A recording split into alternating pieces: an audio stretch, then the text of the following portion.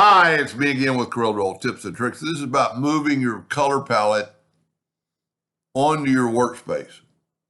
And the reason somebody's done it and they can't get it back. So I've already told them how to get it back. But it's difficult to do it back sometimes. The reason he wanted it, and I'll show you that secondly, is when you go down and get another color, your no fill square swat is gone. So like if you draw with a rectangle and you go down here and make it that green, and then you don't want to have it filled, well, you got to go back up and then go no fill. So my suggestion to him, instead of doing that, is get on this arrow right here and left click your mouse and go to rows and put 3 rows. So there's all your colors. Now, if you're going to work with all these colors, I would make them bigger. I would left click again on there and go down to customize and go right here and put large. They're really not in the way.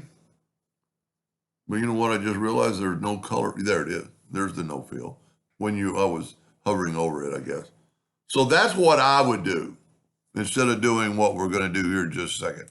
So I'm going to put it back to,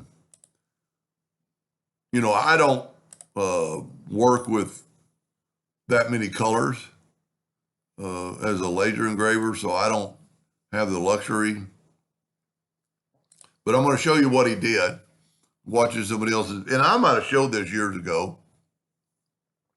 In Corel, it's kind of hard to see, but right up here above that arrow is some dotted, it looks like dots. But when you get that 4-sided arrow across, you can move it out.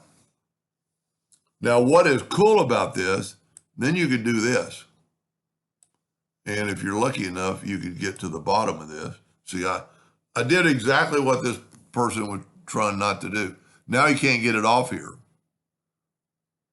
But I put it up there. I just shouldn't have. But what's neat about it is you could go here. And, well, that's got all the colors.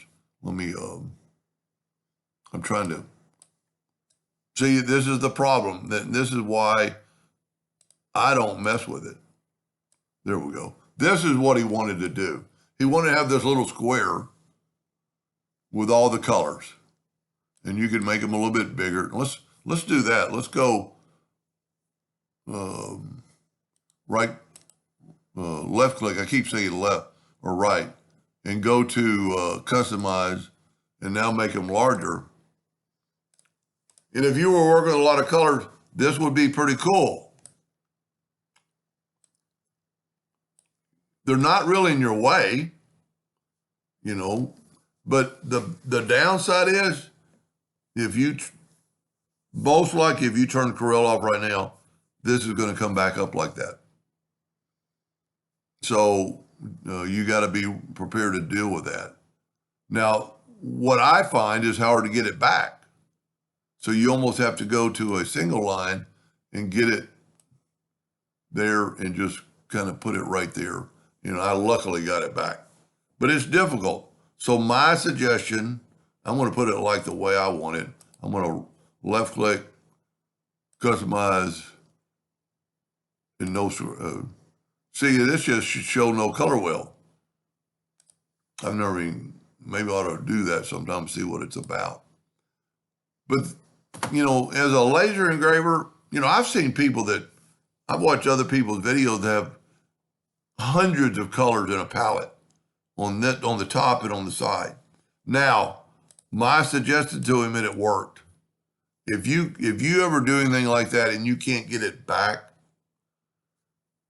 shut Corel down, let it sit there a few minutes, hold down the F8 key and restart it, and it'll set everything back at default. And I've had people through the years go, well, then I have to do all my settings. You ought to know your settings. My settings are 0.01. My ruler's in the top. I have snap to. I shouldn't have done that because it's go to the page and I've got Snap to page on. I turn Snap to on. I make my pen color red and no fill, and I'm done. And then I'll take it and go to tools and save as default, and I am done, back up and running, and my color wheel is over there. Anyway, I know I was just ranting and raving, but maybe it'll help somebody someday. Thank you for watching.